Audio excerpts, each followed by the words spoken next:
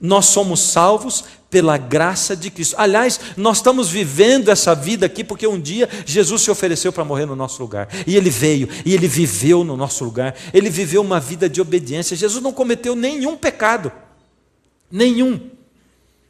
Jesus foi tentado em tudo, em todas as coisas. Mas Ele não cometeu nenhum pecado. Aliás, Jesus foi tentado em tudo que nós somos tentados e em mais do que nós fomos tentados. Porque Jesus foi tentado em uma coisa que você e eu não somos tentados. Jesus foi tentado a usar o poder dele, porque ele sendo Deus, ele poderia ter usado o poder dele em favor dele mesmo. E você e eu não somos tentados nisso, né? Porque se a gente tivesse o poder de Deus, coitado das outras pessoas. Porque no momento que aquele cara fechou você, você diz assim, pá, e pronto, ele ia sumir do mapa. É ou não é? Mas Jesus foi tentado nisso em tudo, e ele não cedeu, e ele não pecou. Então Jesus, mais do que morrer por sua causa e por minha, ele viveu por nossa causa. Ele viveu por você e por mim. E ele viveu uma vida vitoriosa. Agora, Jesus é o evangelho do Antigo Testamento. Porque Deus, para dizer para o homem que Jesus morreria no lugar dele, deu o cordeirinho. E Deus ensinou o ser humano a fazer um altar e confessar o pecado na cabeça do cordeiro, como passando o pecado lá, significando Jesus, e matar o cordeiro em cima do altar. E o que é pecado? Essa é uma boa pergunta. Vou pedir para você responder para mim. O que é pecado? Uau! Poxa, vocês já viram essa palestra aqui já, não? Pecado, olha o que diz a Bíblia. Todo aquele que pratica o pecado também transgride a lei, porque pecado é transgressão da lei. Agora, espera aí. O texto de Romanos 6 diz assim, o salário do pecado é a morte. Ele está falando daquela morte que o ser humano merecia. Mas o dom gratuito de Deus é a vida eterna em Cristo Jesus. Aqui está dizendo que pecado é a transgressão da lei. E eu tenho uma pergunta para fazer para você. Se o pecado é a transgressão da lei, a lei já existia antes do pecado? Opa, e agora? Bom, se a lei não existia antes do pecado, não tinha como julgar que aquilo era pecado, é ou não é? Esse é um pensamento que a gente tem, mas a gente precisa buscar na palavra de Deus. Olha o que Jesus diz quando ele está falando com um grupo de judeus lá em João 8. Ele diz assim, vós sois do diabo. Deixa eu explicar esse contexto, porque esse contexto aqui, ele me encanta, a maneira como Jesus fala. Porque a Bíblia começa dizendo, lá em João 8, que Jesus estava falando com um grupo de judeus que simpatizaram com ele. E que estavam seguindo Jesus. Mas era um grupo de judeus que não tinha entregue o coração para Jesus. Porque o mundo está cheio de gente que simpatiza com Jesus, que vai à igreja, mas que não entrega o coração para Jesus de jeito nenhum. E eu vejo as pessoas traindo Deus. Sabe, naquele relacionamento que ele chama a gente para ter com ele, eu vejo pessoas traindo Deus.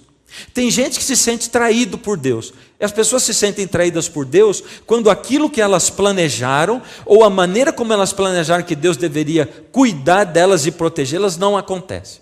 Então, nós, seres humanos, somos capazes de pensar que a pobreza, o sofrimento, a falta de emprego, a falta de dinheiro e as necessidades podem sim acontecer com um monte de gente, desde que não seja comigo. Nós somos capazes. Então nós achamos que Deus existe enquanto está tudo bem comigo, porque não importa a desgraça alheia. Esse é o pensamento egoísta que eu tenho. Agora, quando as coisas começam a dar errado comigo, errado entre aspas, diferente do que eu pensei, eu começo a achar que Deus me traiu.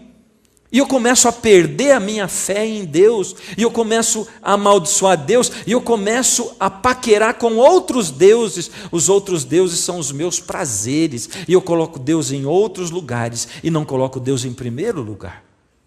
A gente trai Deus com outros deuses, e Deus não trai a gente nunca, nunca. Nunca Ele trai. Sabe, eu gosto quando Jesus diz lá no Sermão da Montanha, Ele diz assim, buscai primeiro o reino de Deus e a sua justiça. E não é bem assim que ele fala. Ele diz, e todas estas coisas vos serão acrescentadas. Não diz todas as outras coisas. Não fala todas as demais. Ele fala todas estas. Sabe quais são estas? Ele diz assim, dá uma reparada no passarinho, que ele não planta, mas ele tem o que comer. Dá uma reparada no lírio, porque o lírio ele tem o que vestir. Nem Salomão se vestiu como lírio. E Jesus termina falando assim, olha, busca o reino de Deus e a sua justiça, e não se preocupe com mais nada, porque essas coisas que são o quê? Ele está dizendo, você vai ter o que comer, o que vestir, e vai ter um teto na tua cabeça.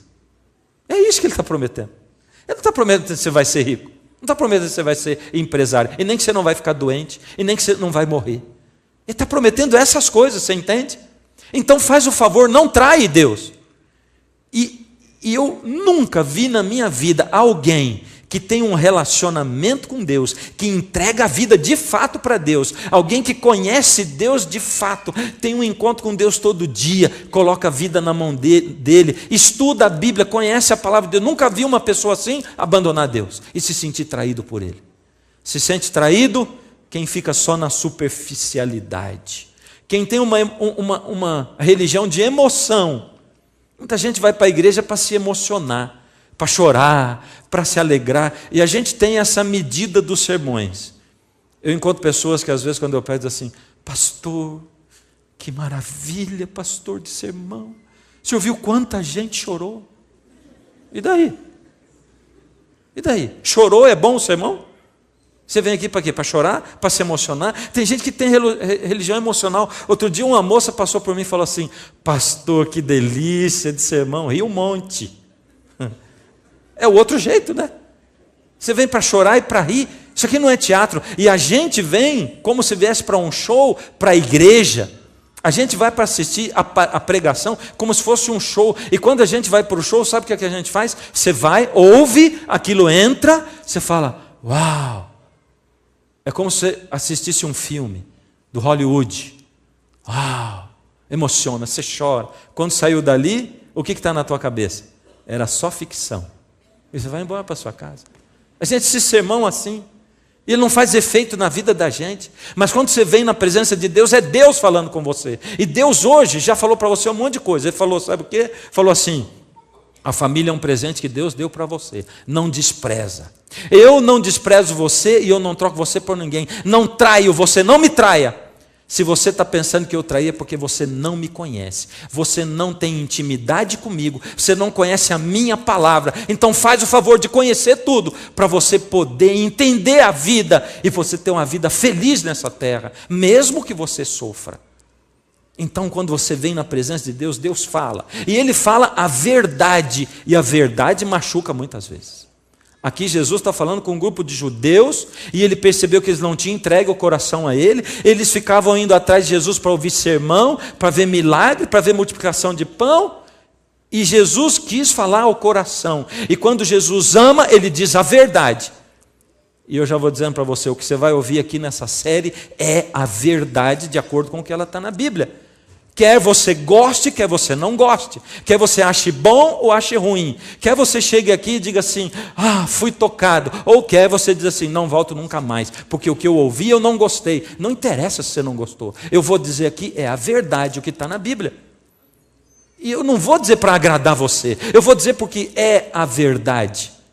E a verdade tem que ser dita. Olha o que Jesus disse para esse grupo de judeus. Ele foi falando e falando, e eles ficavam se justificando. Nós somos filhos de Abraão? Não. E Jesus dizendo, vocês têm pecado. Nós não temos pecado, nós não somos escravos do pecado, porque nós somos descendentes de Abraão. E Jesus não aguentou e disse para eles, vós sois do diabo, que é vosso pai, e quereis satisfazer-lhe os desejos. Quando você quer satisfazer os seus desejos, você quer satisfazer os desejos do diabo.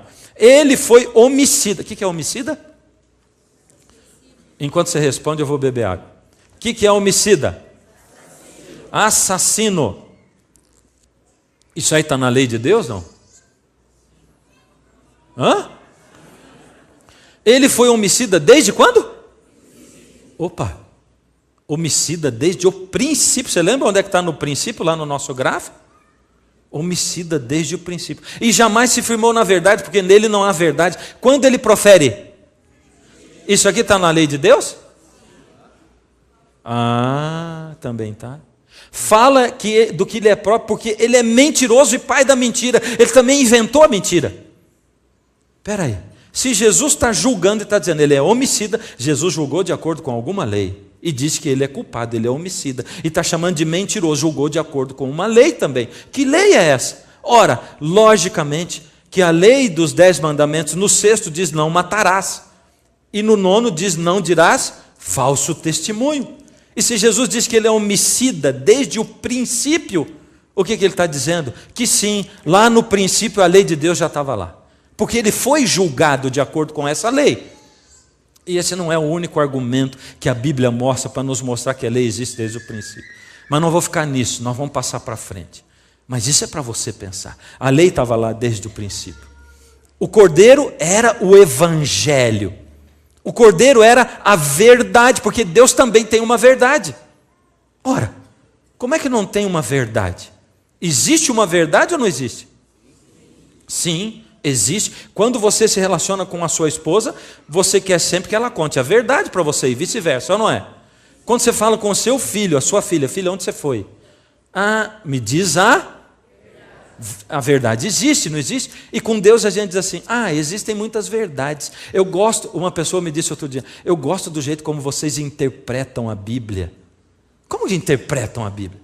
A Bíblia não está aí para ser interpretada, ela está aí para a gente ler e ver o que está lá do jeito que está, e entender do jeito que está. Comparar a Bíblia com a Bíblia, é isso.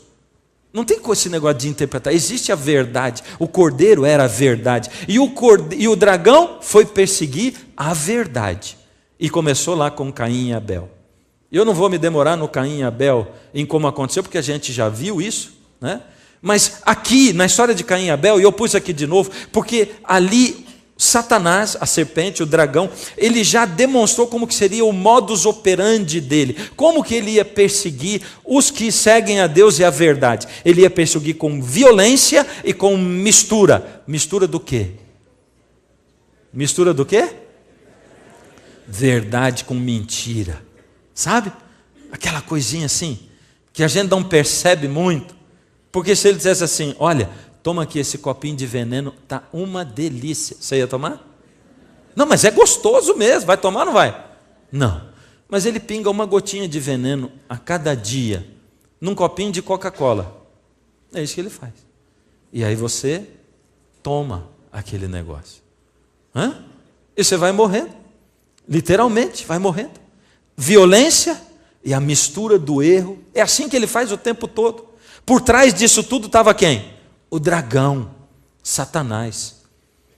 Não sejamos como Caim, que pertencia ao maligno e matou o seu irmão. E por que matou? Porque as suas obras eram más e as de seu irmão eram justas. Olha o julgamento entre Caim e Abel, as obras deles, sabe? Ninguém é salvo por obras, ninguém é salvo por guardar mandamento, mas Deus leva em consideração, porque também não existe esse negócio de dizer assim, olha, eu casei com você, eu te amo muito, mas cada dia eu vou sair com um homem diferente, tá bom? Ué, você aceita um casamento assim? Eu não tem como aceitar. Aliás, quem tem juízo não aceita um negócio desse, né? Como é que pode um relacionamento desse jeito? Não tem como um relacionamento desse jeito. Por isso é que está dizendo que as obras, porque quando alguém ama Deus, muda a cabeça dele. Quando alguém ama uma pessoa, ele pertence àquela pessoa. Quando alguém ama a Deus, pertence a Deus. E as obras dele vão ser condizentes com aquilo que Deus faz. Vai estar apaixonado por Deus. Então não tem esse negócio de ser crente, mas viver a vida que quer também. Não tem como. Então não tem amor. Aí, desse momento, a partir do pecado, surgiu a descendência da serpente. Que negócio de descendência da serpente? Presta atenção nisso que eu estou dizendo, porque isso é profecia, a descendência da serpente. Olha só, sobre Caim, depois que ele matou Abel, diz assim, e coabitou Caim com sua mulher, ela concebeu e deu à luz Enoque. Eu não vou entrar nos méritos da questão de onde veio a mulher de Caim e tal, porque eu já falei isso no programa, acho que 6 ou 7, e vocês que estão aqui não ouviram ainda, mas vão ver lá na Novo Tempo. Assistam o programa 6 ou 7, que vocês vão ver a explicação para o negócio da mulher do Caim. Tá? Agora, ele teve um filho que se chamava Enoque, é isso que a gente tem que saber hoje. Enoque teve um outro filho que se chamava Me ajudem aí, está escrito, minha gente. Vamos lá. Chamava? Irade. Bom a sugestão para o seu filho que vai nascer. Irade gerou a? Meujael gerou a? Olha, só nome bonito. E Metusael a? Lameque. São bonitos, mas não são, para a gente não são sonoros. É de uma outra cultura, lógico, né? Lameque. Olha lá, então vamos chegar lá. Lameque tomou para si duas. Esse Lameque era bisneto do Caim. Olha lá, já começou a enrolar a coisa. Uma já dá trabalho, o homem foi tomar duas. Olha aí. E disse Lameque às suas esposas: matei um homem porque ele me feriu e um rapaz porque me pisou. Esse era o comportamento da descendência de Caim. Entende? Porque Caim não era seguidor de Deus. Ele era seguidor da serpente, do diabo. E esse era o comportamento da família dele. É o que Caim ensinou para os dele. Então a gente já vê aparecer na Bíblia a descendência da serpente, que na Bíblia são chamadas ali em Gênesis de filhos do homem. Os filhos do homem são pessoas que não são de Deus. Eles são pessoas humanas, são chamados de filhos do homem. Mas a Bíblia fala de uma outra descendência, é a descendência da mulher. E qual que é a descendência da mulher? A Sete foi o filho que nasceu de Adão e Va depois que morreu Abel. Nasceu-lhe também um filho ao qual pôs o nome de Enos. Daí se começou a invocar o nome do Senhor. E você vai ver que a descendência toda de Sete era o sacerdote da família dele. Sete ensinava os seus filhos a palavra de Deus. Sete chamava. E eu vejo um monte de crente de meia tigela, que espera a esposa ficar ensinando a Bíblia para os filhos, que nunca chama a família para estudar a Bíblia, que nunca chama para fazer um culto. Não precisa ser demorado, faz um cultinho de manhã, dura 5 minutos, você simbolicamente ergueu um altar na presença de Deus e colocou: Deus, estou entregando ao Senhor aqui, o meu filho, a minha filha, a minha esposa, diz o nome deles, estou entregando na tua mão para esse dia, Senhor, e eu entrego a mim, o meu lar, a minha casa. Eu estou colocando todo mundo nas tuas mãos. Você é o sacerdote do seu lar. Aquilo que você é, os seus filhos serão. Eles não vão ser o que você fala, eles vão ser o que você é. Se você não tem tempo para Deus nunca, eles não vão ter tempo para Deus nunca. Se você não tem tempo para a palavra de Deus, também não vão ter. Se eles não veem você orando, não vão orar também. Você entende? Sete direcionou os filhos dele. E você vai ver a descendência de Sete invocando o nome do Senhor. E aqui você vê a descendência de quem? Da mulher, os filhos de Deus. Porque a mulher e a serpente, você já vai entender a mulher e a serpente. Aqui a mulher e a serpente. Os descendentes de Caim e os descendentes de Sete. Vendo os filhos de Deus, que as filhas dos homens eram formosas, tomaram para si mulheres as que entre todas mais lhes agradaram.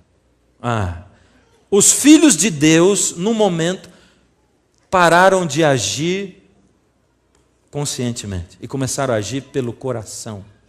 E eles começaram a prestar atenção na beleza, na formosura, e eles cederam ao sexo. E eles começaram a pegar mulheres dos descendentes de Caim. E o que aconteceu então, a partir dali?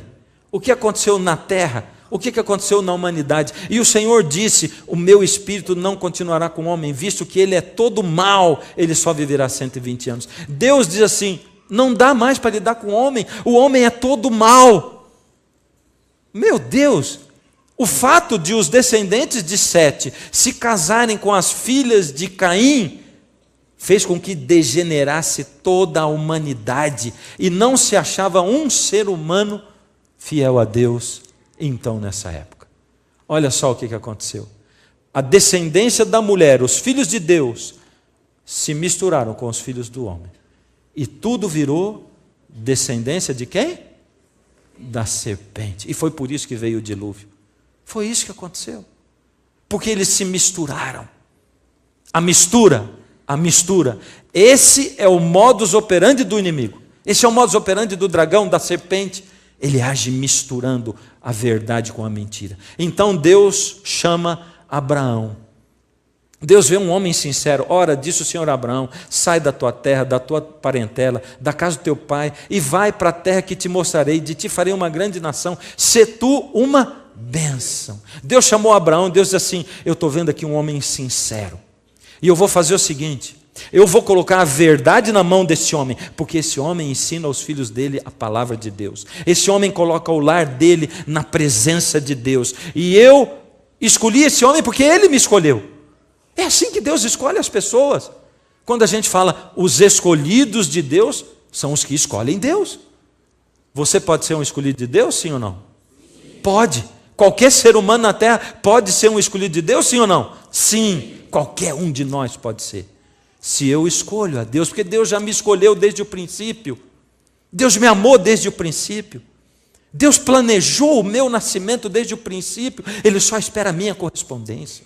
É assim.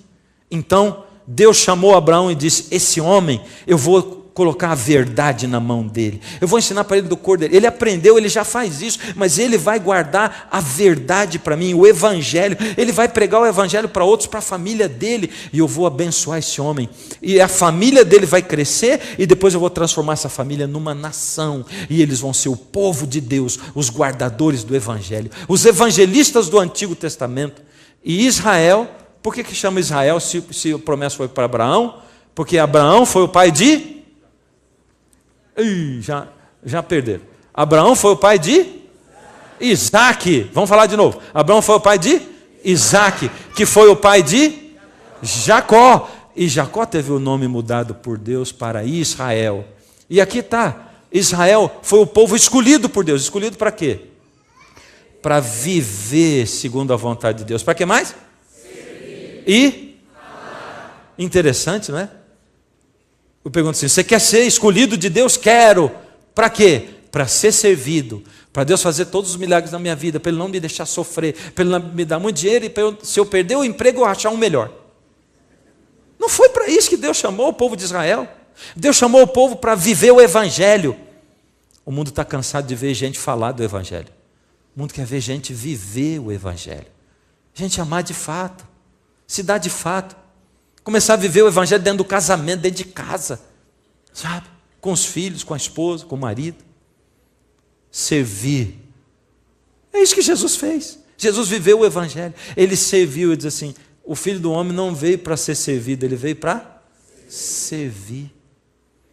E ele chamou o povo também para falar, para pregar para os outros. Por isso ele chamou Israel. Israel era escolhido para divulgar o evangelho.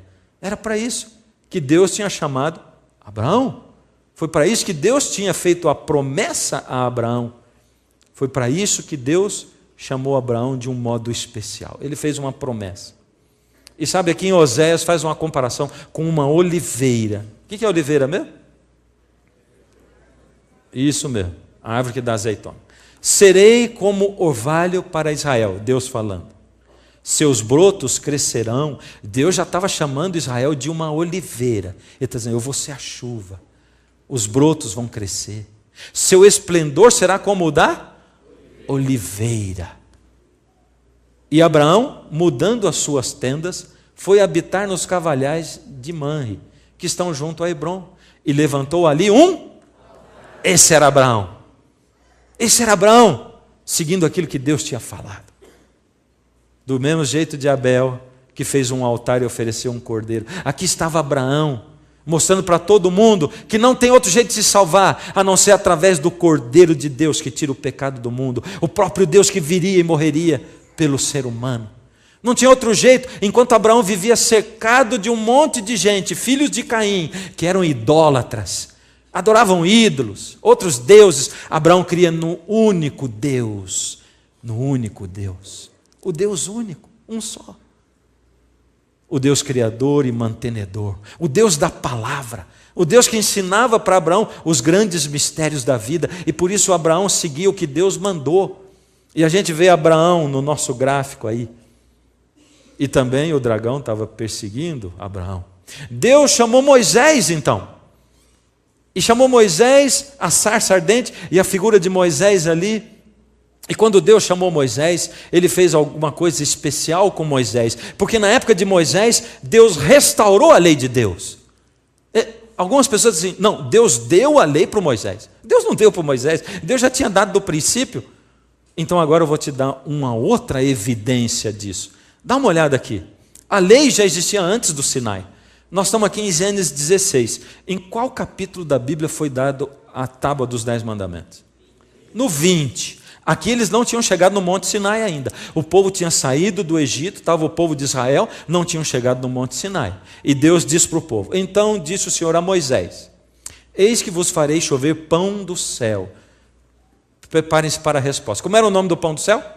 Maná. E o povo sairá e colherá diariamente a porção para cada dia, para que eu ponha à prova se andam na minha lei. Opa, mas peraí, Deus não tinha dado a lei ainda e queria provar o povo se o povo andava na lei? Essa lei já existia?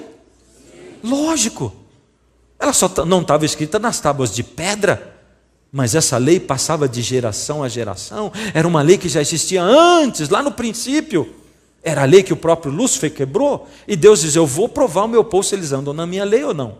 Ao 6º dia, colheram um pão em dobro. Deus tinha dito para colher em dobro. É porque Deus tinha dito assim, cada dia eu vou derramar o pão, vocês colhem só o tanto para cada dia, porque se colher mais vai bichar. E já teve os esfomeados que já colheram um monte, no outro dia já bichou.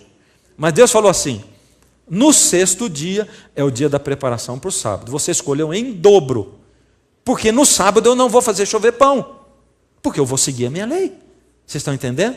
E aí aconteceu o contrário. O povo que daí acostumou a colher só o do dia, já teve um tanto de gente que chegou no 6º dia, não vou colher porque senão vai bichar. Mas Deus falou que não vai bichar, mas não colheu. E no outro dia faltou. Olha só, ao 6º dia, colheram pão em dobro, 2 gômeres cada um. E os principais da congregação vieram contar para Moisés. Moisés, eles estão colhendo pão em dobro. E olha o que Moisés falou. Respondeu-lhes ele, isto é o que o Senhor disse. Amanhã é repouso, o santo sábado do Senhor. Ao 7º dia, saíram alguns do povo para colher. Povinho, é brincadeira. Porém não acharam. Então disse o Senhor a Moisés, até quando recusareis guardar os meus e as minhas? Oh, meu Pai do céu. Se Deus está dizendo que eles estão quebrando os mandamentos e as leis, é porque esses mandamentos e essas leis já existiam antes. Simples assim. Aqui está uma outra prova de que Deus restaurou a lei para Moisés. E então, lá na frente, nasce quem? Jesus. Mas a Bíblia, e é isso que a gente tem estudado aqui, nesses 3 primeiros dias, no primeiro programa, no 2º programa e nesse 3º programa, a Bíblia conta um cenário diferente. Ela diz que o dragão perseguiu todas essas pessoas que viveram no Antigo Testamento, que escolheram a Deus. Ele perseguiu, mas eles tinham quem como aliado deles? Deus. Mas quando chegou a hora de nascer, a Bíblia mostra o povo de Deus como uma mulher grávida, prestes a dar à luz. Era Jesus que ia nascer. Era a igreja se preparando para Jesus nascer. Essa igreja perseguida, e a Bíblia ressalta que quem estava perseguindo essa mulher, especialmente era o dragão. Satanás voltou as suas forças e a sua atenção de um modo especial para destruir Jesus. Você está entendendo isso? Sabe por que eu estou perguntando se você está entendendo? É porque tem gente que acha assim, quanto mais eu me entregar para Deus, menos eu vou sofrer. Aqui estava para nascer Jesus, e o dragão voltou todas as suas forças contra Jesus, porque ele ia nascer. Ele trabalhou o tempo todo para que Jesus não nascesse. E por que ele não queria que Jesus nascesse? 2º programa, o último programa, porque ele sabia que ele ia perder o domínio dele. Ele sabia que ele ia perder o poder dele na terra. Ele sabia que Jesus vinha para tirar dele o domínio. Ele sabia que ele ia ser derrotado para sempre. Por isso ele voltou. Você já percebeu? Me conta a história de um endemoniado no Antigo Testamento, antes de Jesus. Cadê? Vocês não sabem essa história? Não acredito que vocês não sabem. Não conhece a história do endemoniado na época de... Não existe. Não tem. Não é interessante que os endemoniados aparecessem só na época de Jesus? E me conta uma história do endemoniado depois. Satanás estava desesperado. Ele estava aflorando dentro da vida daqueles que não queriam compromisso com Deus. Satanás estava saindo de dentro das pessoas e consumindo aquelas pessoas por dentro. A mesma coisa começa a acontecer nesse mundo ao nos aproximarmos da volta de Jesus. Ele começa a consumir as pessoas. E a Bíblia diz assim: o amor de quase todos esfriará. Até chegar a um ponto em que ninguém mais vai se interessar por Deus.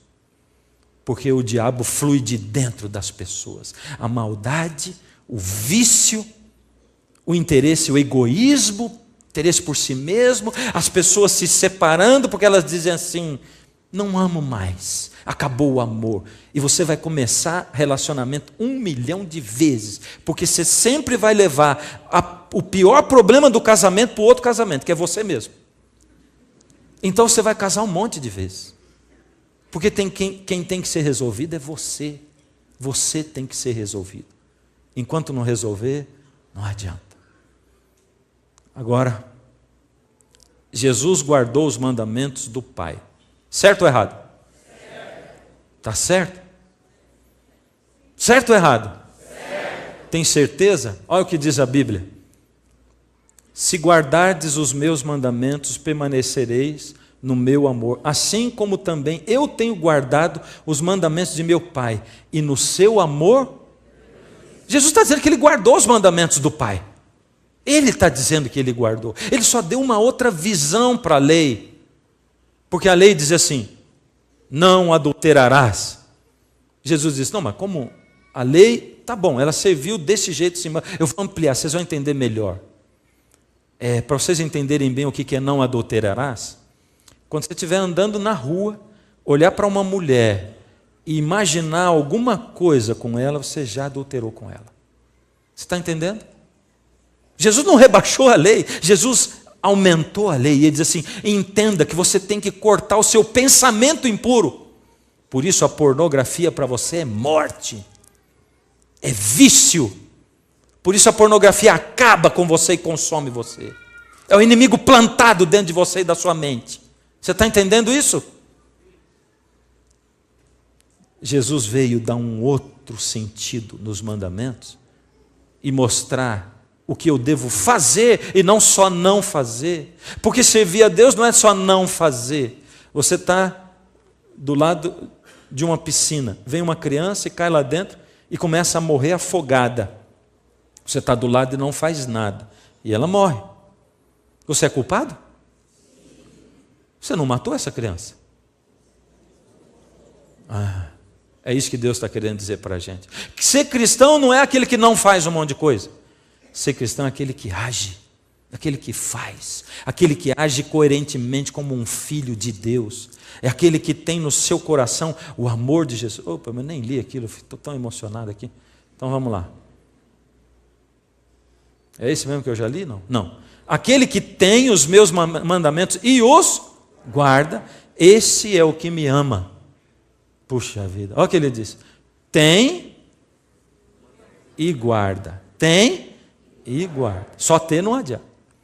E aquele que me ama será amado por meu Pai, e eu também o amarei e me manifestarei a ele. Mas aquele que considera atentamente na lei perfeita, Tiago está dizendo isso, chamando a lei de quê? Perfeita. O que é perfeito vai ser mexido? Vai ser mudado por Deus? Jesus vem para mudar?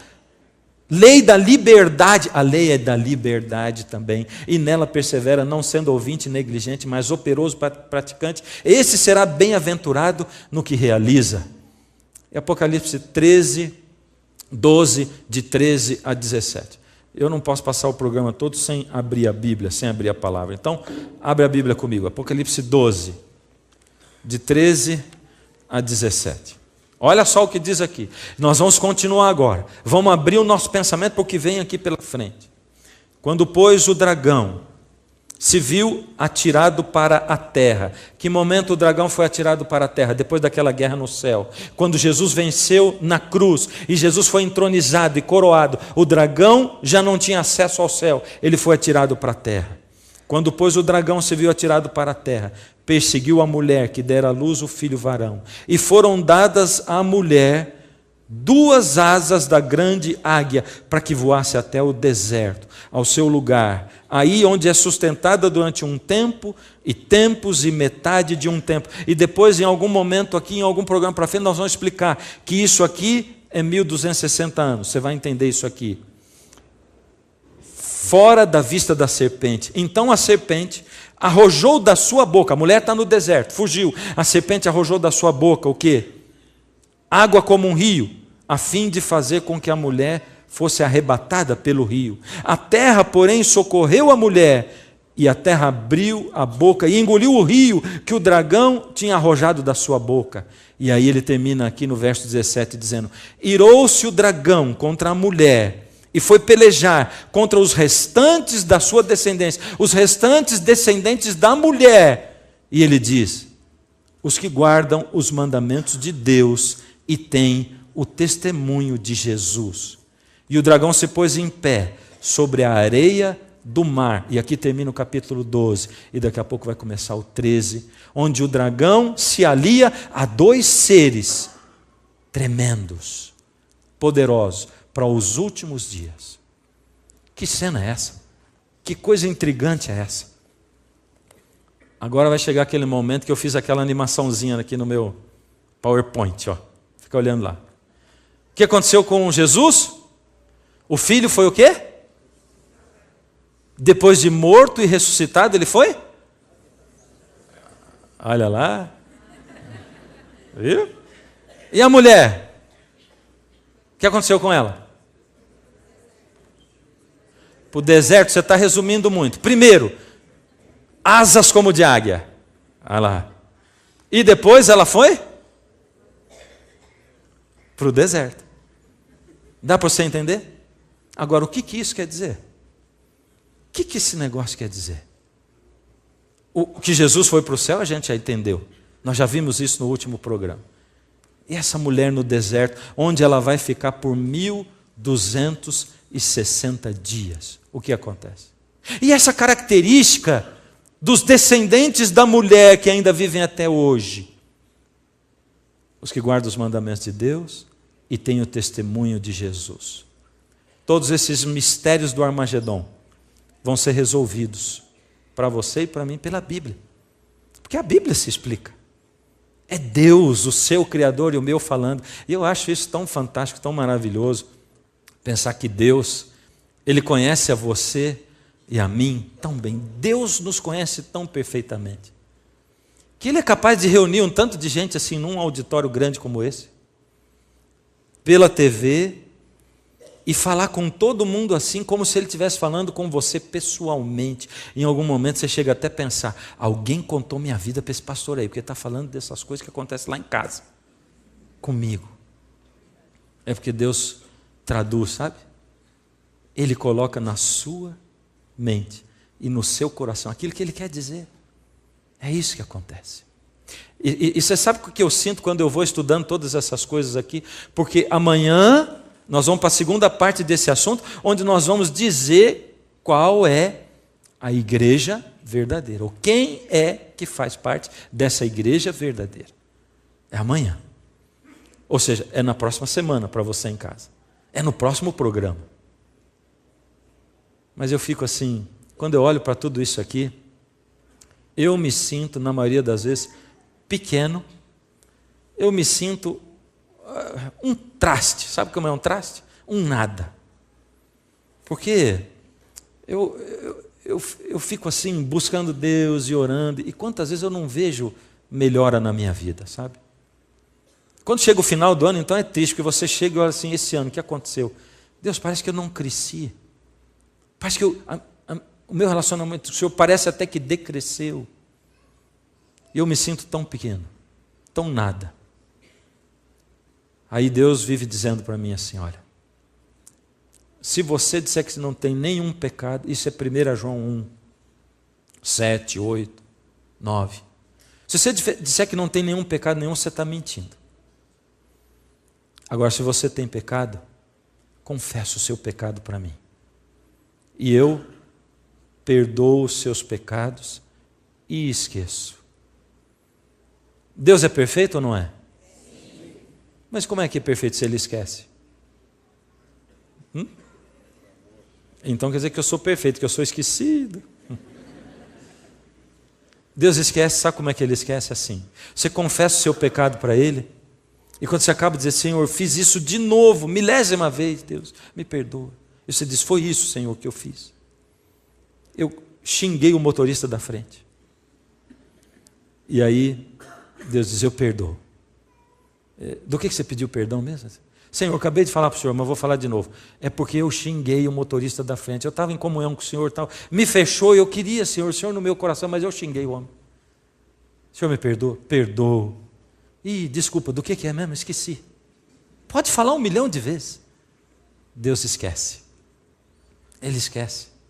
Ele não lembra mais. Ele diz, dos teus pecados não me lembro. Então Deus diz assim, se você olha tudo isso aqui e se sente um nada, um traste, um miserável, se você se sente pequeno, incapaz, não tem problema. Eu só preciso que você entregue todo esse pozinho, todas essas migalhas suas, entrega para mim. Porque eu pego tudo isso aí e formo um você melhor do que era antes ainda. É isso que eu faço. Você só tem que entregar, colocar na mão dele, para que ele possa agir, tomar uma atitude, e à medida em que ele age, ele abre as portas e você passa pelas portas. Vou cantar a última música. Mas antes de eu cantar a última música, eu tenho um apelo para você. E o meu apelo hoje é para quem não veio aqui ainda na frente. E é para você que tem vivido essa vida se sentindo traído por Deus. Você que tem vivido essa vida dando vazão aos seus sentimentos e não tem colocado a razão. Você que tem vivido a vida sem tempo para Deus. Você que ainda não entregou tudo nas mãos de Deus e não diz, Deus, eu abro mão de tudo que é meu, toma conta de mim.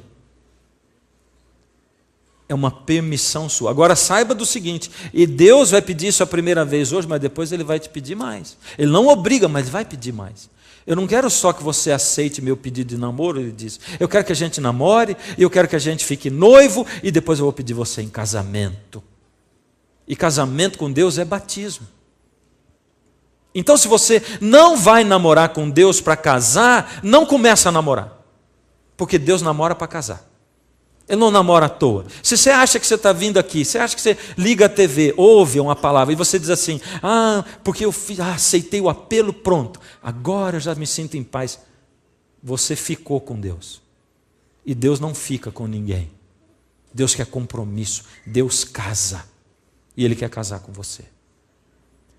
Então, a música diz o que eu digo para Deus todo dia na minha vida. Ela é a expressão da minha vida, de como eu me sinto. Ela é a expressão de tudo que eu falo para Deus. Cada dia quando eu vou diante de Deus, eu digo, Senhor, esse aqui sou eu, e eu sou assim. Eu não gosto do que eu sou, mas eu preciso do Senhor para mim. E já está na hora de você vir. Cadê você? Deus está falando com você, está chamando. Vem para cá. Não fica aí sentado. Sai daí, vem aqui. Quero orar com você. Vem. Triste estou por ter perdido